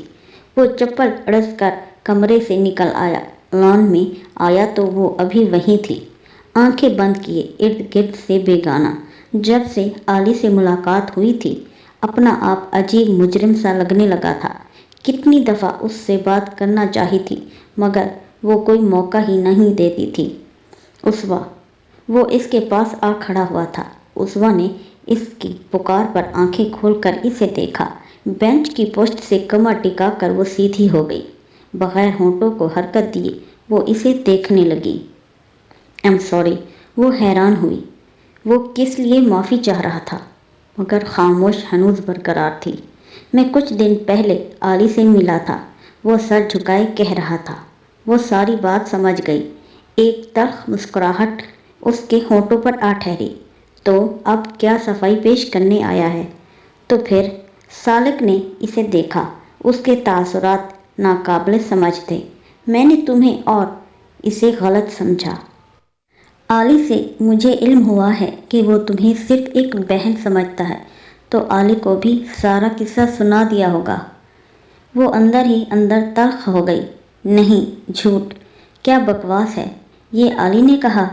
اور آپ سالک صاحب، آپ نے یقین کر لیا؟ حیرت ہے۔ غلطی کے احساس سے اگرچہ وہ شرمندہ سا تھا مگر وہ کس قدر مطمئن تھا۔ وہ ایک نظر میں ہی سمجھ گئی تھی کہ اس کی ساری زندگی نیک نامی اس کی تعلیم پر لگ گئی تھی۔ جب وہ آگ کے دہکتے انگاروں پر جھلس رہی تھی تو پھر وہ اسے کیوں مطمئن ہونے دیتی؟ اس کے چہرے کے یہ اطمینان اور معافی کے الفاظ اس کے اندر تلملاہٹ کو مزید دو آتشہ کر گئے۔ عالی نے جھوٹ بولا، آپ نے سچ مان لیا۔ کیوں؟ مجھ سے زیادہ لوگوں پر اعتبار ہے۔ حیرت ہے۔ اور یہ عالی بھی کتنا جھوٹا ہے، جینے مرنے کے وعدے ایک ساتھ کر کے اب وعدہ خلافی کر رہا ہے۔ حیرت ہے۔ شاید دنیا کے سارے مرد ایک جیسے ہوتے ہیں۔ وہ پاگلوں کی طرح ہنستے۔ ایک دفعہ پھر سالک انیس الزماں کو اذیت میں مبتلا کر گئی تھی۔ وہ ایک دفعہ پھر بے یقینی، بے اعتمادی کی لپیٹ میں آنے لگا تھا۔ اسوا، وہ تم سے اس انداز سے محبت نہیں کرتا، تمہیں غلط فہمی ہوئی ہے۔ اس نے ایک اور کوشش کی، شاید خود کو بہلانا چاہ رہا تھا۔ ہرگز نہیں، مجھے غلط فہمی نہیں ہوئی۔ آپ کون ہوتے ہیں میرے معاملے میں اتنی تفتیش کرنے والے؟ اچھا، علی سے کنفرم کرنے گئے ہوں گے۔ اب میں سمجھی۔ اور علی کتنا بزدل نکلا، کتنا جھوٹا اور مکار۔ محبت کو تماشا بنا دیا ہے اس نے۔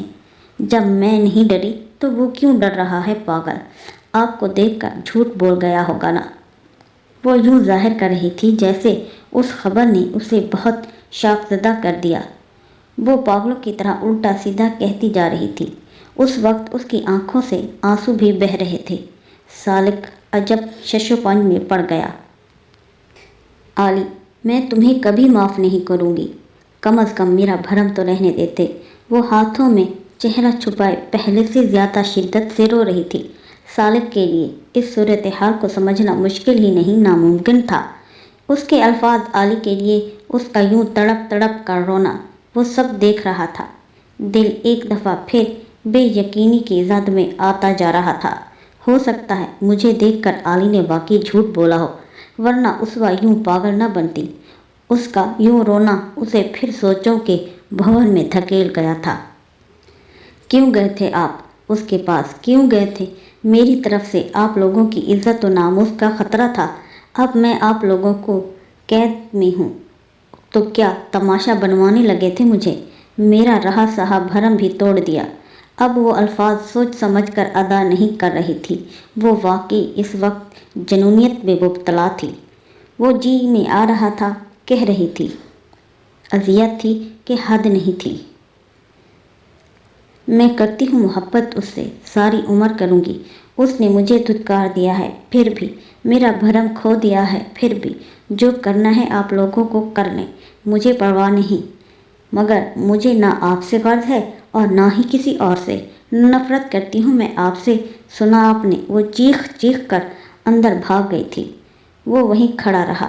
سالک کو اپنی ٹانگیں بے جان سی محسوس ہو رہی تھی۔ ایک دفعہ پھر اسوا اسے بے موت مار گئی تھی۔ وہ جا رہا تھا مگر جانے سے پہلے کوئی فیصلہ کرنا چاہتا تھا۔ اسوا اب کچھ نہیں کہتی تھی۔ جب سے اس نے علی سے ملاقات کے متعلق باخبر کیا تھا، وہ بالکل چپ ہو گئی تھی۔ اب اس کی طرف سے نہ ہی کوئی طنز سننا پڑتا تھا اور نہ ہی کوئی استہزائیہ جملہ۔ وہ خاموش ہو گئی، یوں بالکل چپ چاپ ویران سی۔ بہت چاہنے کے باوجود وہ اپنے دل سے اسے نکال نہیں پا رہا تھا۔ وہ کسی اور کی بے وفائی کا سوگ منا رہی تھی، مگر سالک کو ہر لمحہ کوئلوں پر گھسیٹ لاتی تھی۔ ایک طرف وہ اس سے نفرت محسوس کرتا تھا، مگر دوسری طرف اس کی محبت شدت اختیار کرتی جا رہی تھی۔ اس نے پہلے جانے سے پہلے ایک فیصلہ کیا تھا، کسی کو اعتراض نہیں تھا، مگر اپنے اندر اسوا سے بات کرنے کی ہمت نہیں پاتا تھا۔ اس نے چاہا تھا کہ اس کی عدم موجودگی میں اسوا پھر سے اپنا تعلیمی سلسلہ شروع کر دے۔ اگلے دن اس کی فلائٹ تھی۔ جانے سے پہلے وہ اس سے بات ضرور کرنا چاہتا تھا۔ وہ کمرے میں آیا تو وہ بیڈ کی کراؤن سے ٹیک لگائے دیوار پر موجود پینٹنگ پر نظر جمائے کسی غیر مرئی نقطے کو گھور رہی تھی۔ اس کو دیکھ لینے کے باوجود اپنا شغل جاری رکھا تھا۔ اسوا، وہ بستر پر اس سے کچھ فاصلے پر بیٹھا تو اس نے اپنے اعتبار کے قاتل کو دیکھا۔ صبح میری فلائٹ ہے، میں نے تمہاری یونیورسٹی بات کر لی ہے۔ 1 ماہ کی چھٹی کوئی خاص اہمیت نہیں رکھتی، تم یونیورسٹی چلی جانا، اپنی تعلیم کا سلسلہ شروع کرو۔ نہیں، مجھے نہیں پڑھنا، ایک دم انکار کر دیا اس نے۔ سالک چپ سا ہو گیا۔ کتنے لمحے خاموش سے رہ گئے۔ وہ اس سے مزید بات کرنے کے لیے ہمت مجتمع کرنے لگا۔ آپ مجھے کب طلاق دیں گے؟ اگر آپ یہ سوچ کر خوش ہو رہے ہیں کہ علی سے دھوکہ کھا کر میں یوں ہی آپ کے ساتھ ساری زندگی گزار دوں گی تو یہ آپ کی بھول ہے۔ اگر مجھے میرا گوہر مقصود نہیں ملا تو میں یہ سمجھوتا بھی نہیں کروں گی۔ مجھے ہر حال میں طلاق چاہیے۔ کتنی نفرت تھی اس کی آنکھوں میں۔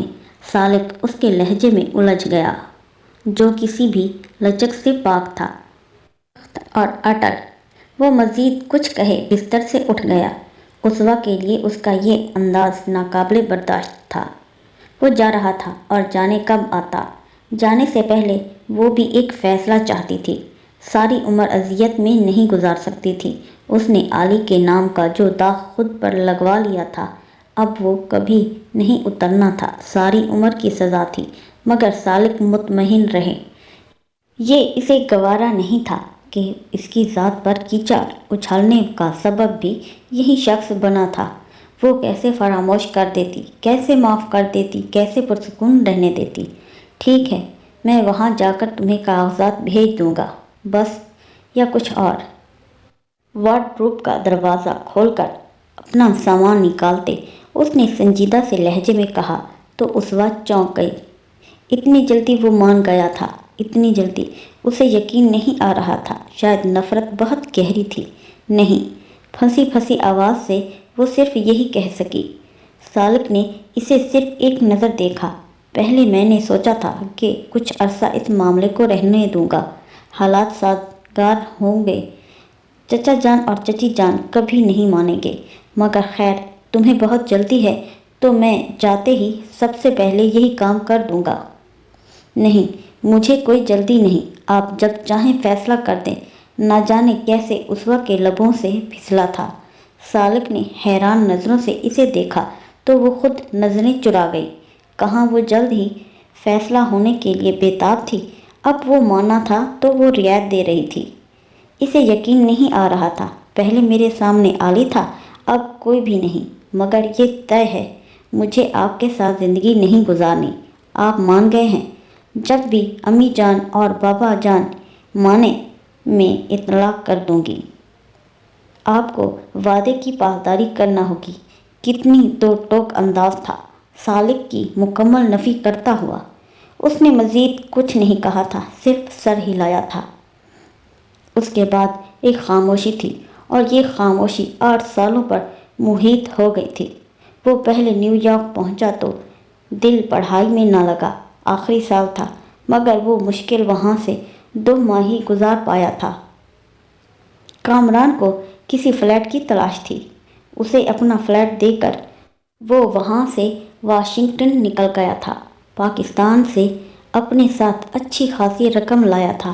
نہ جانے کہاں کہاں گھومتا رہا۔ رقم ختم ہوئی تو غم روزگار نے آ لیا۔ مختلف چھوٹی موٹی جابس کرتا رہا۔ پھر اس دوران اس کی ملاقات ایک لیزا نامی لڑکی سے ہوئی۔ وہ تو پہلے ہی چوٹ کھایا ہوا تھا، اس کے ساتھ وقت گزارنے لگا۔ وہ کسی میوزیکل گروپ میں ڈانسر تھی۔ اس کو اپنے گروپ کے ساتھ انگلینڈ شو کرنے جاتا تھا، اسے بھی اپنے ساتھ لے گئی۔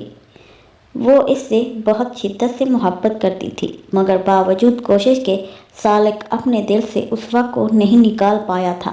محض دوستی کا رشتہ نبھاتا رہا۔ کئی بار اس نے شادی کا کہا مگر وہ ہر بار ٹال گیا۔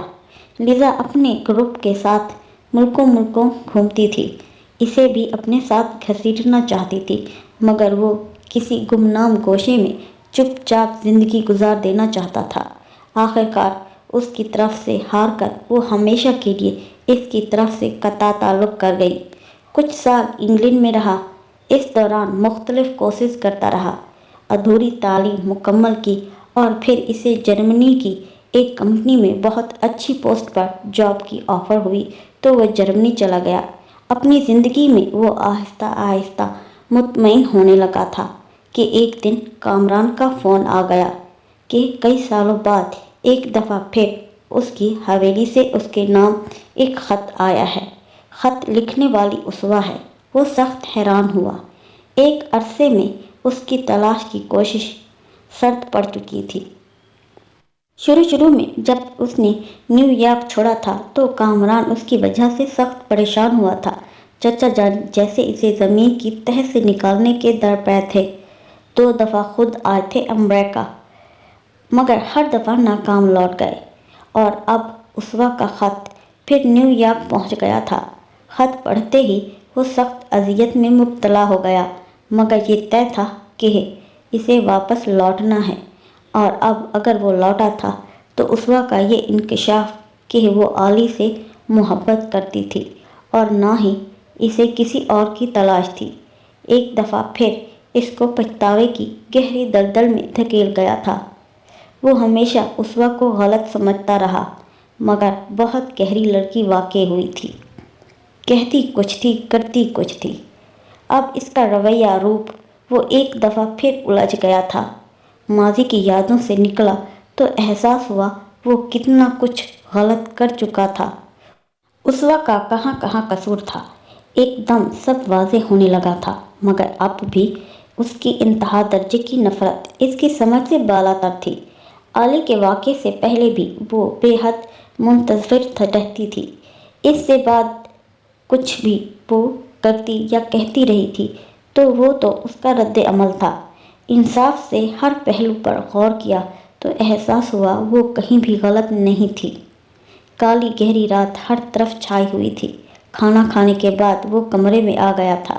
عصوہ کتنا وقت گزرنے کے بعد کمرے میں نہیں آئی تھی۔ وہ یوں ہی منتظر رہا، نہ جانے کب آنکھ لگی تھی۔ اپنی طرف سے تو وہ عصوہ کا انتظار کر رہا تھا۔ یوں ہی اس کی آنکھ کھلی تو کچھ دیر خالی ذہن کی کیفیت میں لیٹا رہا۔ آنکھیں جب دیکھنے کے قابل ہوئیں تو وہ چونکا، اپنے وجود سے مس کرتا۔ دوسرا وجود بلا شبہ عصوہ کا تھا۔ اس کا بازو سالک کے سینے پر تھا۔ اس نے ہاتھ ہٹانا چاہا مگر ہٹا نہ پایا۔ کانچ کی چوڑیوں سے سجا خوبصورت سفید بازو ہلکی مدھم روشنی میں بہت بھلا لگ رہا تھا۔ اس کا سر اس کے کندھے سے چھو رہا تھا۔ وہ چونکے اسے سوچتے سوچتے ہی سو گیا تھا۔ اب اسے یوں اپنے اس قدر قریب دیکھ کر دل ایک دم مطمئن ہونے لگا تھا۔ اس کے وجود کا لمس سالک کے اندر ایک نئی زندگی دوڑا رہا تھا۔ وہ گہری نیند میں غرق تھی۔ سالک نے اپنا دایاں بازو اس کی کمر کے گرد لپیٹ دیا تھا۔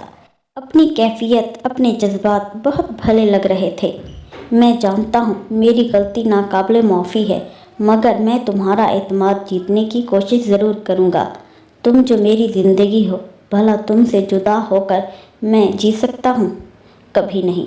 اس لیے تو نیو یارک چھوڑ دیا کہ کہیں تم مجھے میرا وعدہ یاد نہ دلا دو۔ ملکوں گھوما ہوں، برسوں خاک چھانی ہے، صرف اور صرف تمہارے لیے۔ اس کی پیشانی پر اپنے ہونٹ رکھتے ہوئے وہ عجیب کیفیت میں غرق تھا۔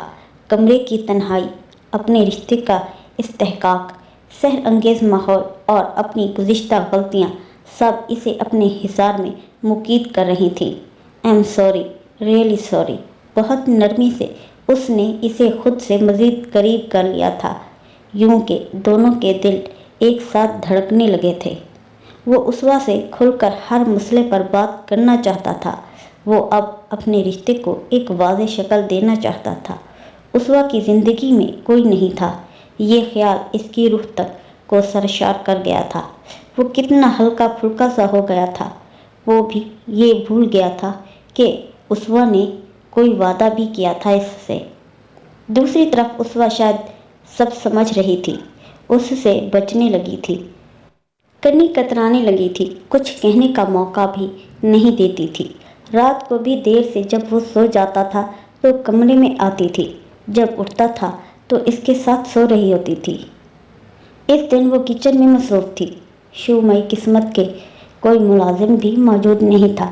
وہ پانی پینے آیا تھا جب اسے کچن کے دروازے پر دیکھ کر وہ ٹھٹکی تھی، پھر نظر انداز کر کے اپنے کام میں مصروف ہو گئی۔ ایک گلاس پانی مل جائے گا؟ اسے متوجہ نہ دیکھ کر کہا تو وہ فریج بند کر کے چولہے کے پاس جا کھڑی ہوئی، جیسے سنا ہی نہ ہو۔ عصوہ وہ کچھ کہنا چاہتا تھا۔ اس نے تیزی سے ایک طرف پڑا گلاس اٹھا کر بھر کر اسے لا پکڑایا۔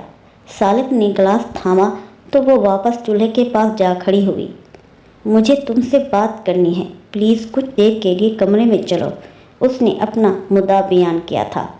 مگر مجھے آپ سے کوئی بات نہیں کرنی، میرا وقت ضائع مت کریں، جائیں آپ یہاں سے۔ تلخی سے جواب ملا تھا، جیسے وہ بامشکل خود کو برداشت کر رہی ہو۔ عصوہ، ریئلی سوری۔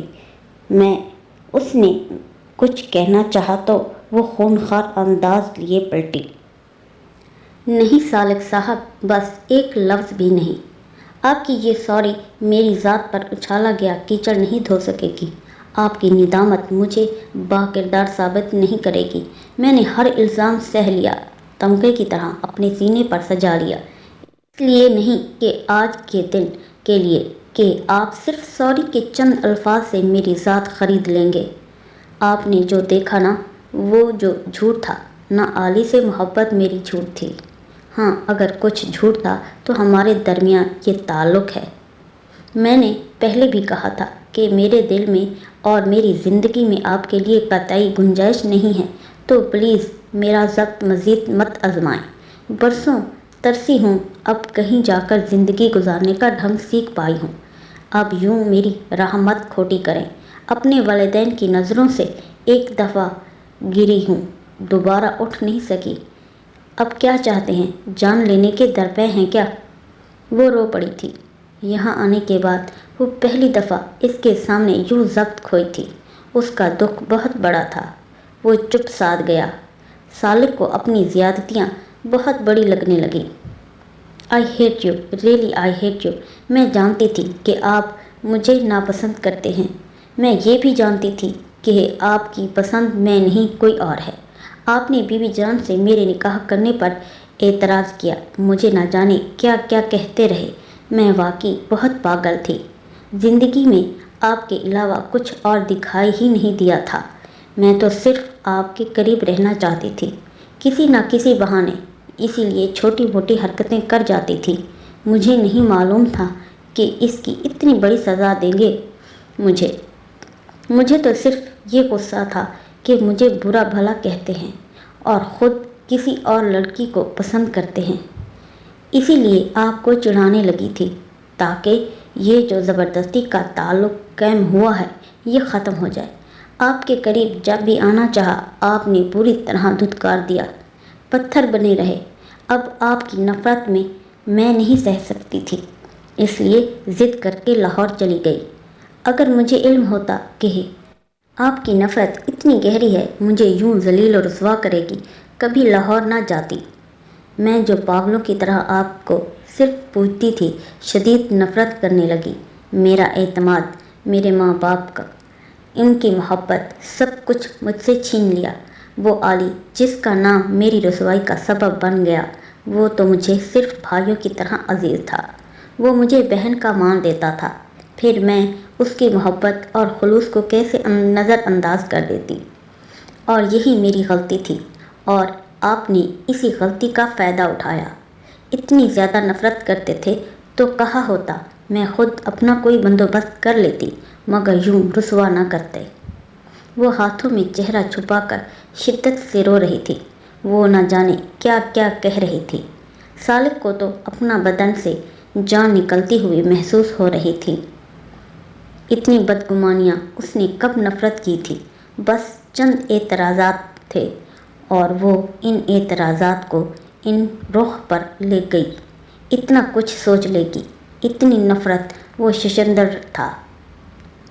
اس نے تو کبھی سوچا بھی نہ تھا کہ وہ یوں سوچے گی، وہم و گمان میں بھی نہ تھا۔ اس وقت وہ آگے بڑھا تو اس وقت پیچھے ہٹ گئی، سر نفی میں ہلا گئی۔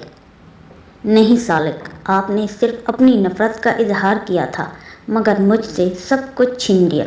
وہ محبت جو بچپن سے اپنے دل میں سینچتی چلی آئی تھی، آپ کی نفرت اسے کھا گئی۔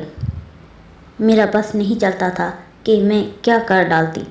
ان دنوں صرف ایک ہی ضد تھی کہ مجھے طلاق لینی ہے، پھر آپ بھی مان گئے۔ دل میں ایک خوش فہمی تھی کہ شاید آپ سختی سے رد کر دیں گے اس تقاضے کو، مگر چپ ہو گئے۔ سالک نے اسے کندھوں سے تھام لیا، لرزتا وجود اور لرزنے لگا۔ اس نے خود کو بھی بھینچ لیا۔ اس وقت سالک کے لب کپ کپائے تھے۔